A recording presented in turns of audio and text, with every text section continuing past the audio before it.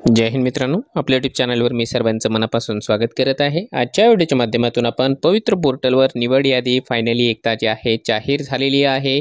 निवड यादीमध्ये स्वतःचं नाव कशा प्रकारे बघायचं आहे त्याविषयी आपण सविस्तर माहिती या व्हिडिओच्या माध्यमातून जाणून घेणार आहोत। परंतु तत्पूर्वी आपण जर चॅनलवर नवीन असाल तर आमचे चॅनल सबस्क्राइब करा, साइडचा जे बेल आयकॉन आहे त्याला देखील प्रेस करा, जेणेकरून शिक्षक भरतीच्या संदर्भामधल्या कोणत्याही माहितीची अपडेट आपल्याकडून मिस होणार नाही। मित्रांनो, ज्या गोष्टीची आपल्याला मागच्या 3.5 महिन्यापासून प्रतीक्षा होती ती गोष्ट म्हणजे हॉरिझॉन्टल कन्व्हर्टेड राऊंडची जी यादी आहे ती डिक्लेअर होणार होती। ती फायनली आज जी आहे सर्व अडथळ्यांना पार करत फायनली आज एकदा डिक्लेअर करण्यात आलेली आहे पवित्र पोर्टलच्या ऑफिशियल वेबसाईटवर। आता आपण जे आहे जेवढे अभियोग्यताधारक या यादीच्या प्रतीक्षेमध्ये आहे त्या सर्वांनी आपली आपली जी काही लॉग इन आहे ते लॉग इनला या ठिकाणी चेक करून बघून घ्यायचं आहे की आपलं सिलेक्शन झालेलं आहे किंवा नाही। आता सिलेक्शन झाले किंवा नाही कशा प्रकारे बघायचं आहे तर आपण जे आहे पवित्र पोर्टलचे जे ऑफिशियल वेबसाईट आहे mahateachersrecruitment.org.in यावरती लॉग इन करायचं आहे। लॉग इन केल्याच्या नंतर या ठिकाणी तुम्हाला 2 मेनू दिसत आहे। त्या मेनूपैकी पवित्र टीचर रिक्रुटमेंट 2022 या मेनूवर आपण क्लिक करणार आणि क्लिक केल्याच्या नंतर या ठिकाणी आपल्याला ज्या 2 गोष्टी दाखवल्या जात आहे की एक तर लॉग इन आयडी आणि पासवर्ड, या दोन्ही गोष्टी आपल्याला अगदी तंतोतंत व्यवस्थित टाकून द्यायच्या आहे। आणि त्यानंतर खाली तुम्हाला जे आहे एक कॅप्चा कोड या ठिकाणी दिसत असल्याप्रमाणे हा जो कॅप्चा कोड आहे तो या ठिकाणी टाकून द्यायचा आहे आणि लॉग इनवर क्लिक करायचं आहे। या लॉग इनवर क्लिक केल्यानंतर इथे आपली सगळी डिटेल्स येणार आहे। या डिटेल्सवरून आपल्याला आपलं सिलेक्शन वगैरे चेक करण्याकरिता या ठिकाणी बघा 3 डॉट तुम्हाला दिसत आहे। 3 डॉटच्या वरती 3 आडव्या लाईन तुम्हाला दिसत आहे। त्या 3 आडव्या लाईनवर एकदा तुम्हाला क्लिक करायचं आहे। क्लिक केल्याच्या नंतर या प्रकारे तुम्हाला नवीन विंडो ओपन झालेली असेल।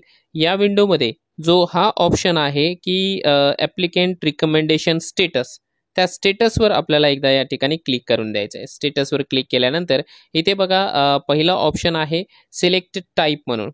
इथे टाईप आपल्याला सिलेक्ट करायचा आहे विदाऊट इंटरव्ह्यू। त्यानंतर सिलेक्ट राऊंड म्हणतो आहे, इथे पहिला राऊंड आणि दुसरा राऊंड म्हणजे आपल्याला या ठिकाणी जे आहे कन्व्हर्जनचा राऊंड या ठिकाणी सिलेक्ट करायचा आहे। आणि इथे जो सबमिटचं बटन आहे त्या सबमिटच्या बटनवर क्लिक करून द्यायचं आहे। आता सबमिटच्या बटनवर क्लिक केल्याच्या नंतर आपली या ठिकाणी सगळी डिटेल्स आपल्याला दाखवत आहे। आता डिटेल्स दाखवल्याच्या नंतर इथे 2 गोष्टी आहेत बघा, इथे बरेच जण कन्फ्यूज होऊन जातात।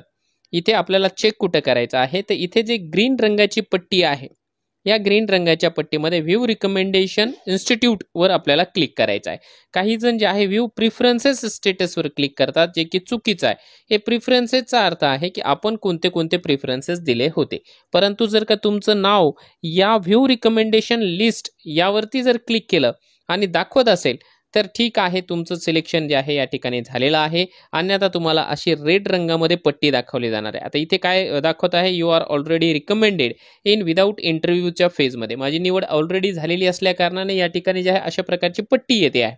पण तुम्हाला समजा इथं मेरिट प्रमाणे निवड झालेली नाही असं तुम्हाला दाखवू शकतं। आणि जर या ठिकाणी तुमची निवड झालेली असेल तर ही पट्टी पूर्णतः ग्रीन रंगाची असते आणि तुमचं जे आहे या ठिकाणी ज्या आस्थापनेमध्ये सिलेक्शन झालेलं आहे त्या आस्थापनेची नाव आणि वर्ग दिलेला असतो। आता तुमच्यापैकी सर्वांना लक्षात आलं असेल की आपलं जे रिकमेंडेशनचं स्टेटस आहे ते कशा प्रकारे चेक करायचं आहे। ज्या कोणत्या अभियोग्यताधारकांचं या ठिकाणी जे आहे पवित्र पोर्टलच्या निवड यादीमध्ये नाव आलेलं आहे त्या सर्वांचं मनापासून अभिनंदन। ज्यांचं नाव अनफॉर्च्युनेटली यानं त्या कारणाने येऊ शकलेलं नाही त्या सर्वांना पुढच्या यादीकरिता म्हणजे विथ इंटरव्ह्यूच्या यादीकरिता खूप साऱ्या शुभेच्छा। कोणाकोणाचं सिलेक्शन झालेलं आहे त्यांनी जे आहे या व्हिडिओच्या कमेंट बॉक्समध्ये नक्की कमेंट करून सांगा। आणि हो, तुमच्या या यशामध्ये आपल्या चॅनलचा नेमका फुलाची पाकळी का होत नाही, वाटा आहे की नाही ते देखील निश्चितपणाने कळवायला विसरू नका।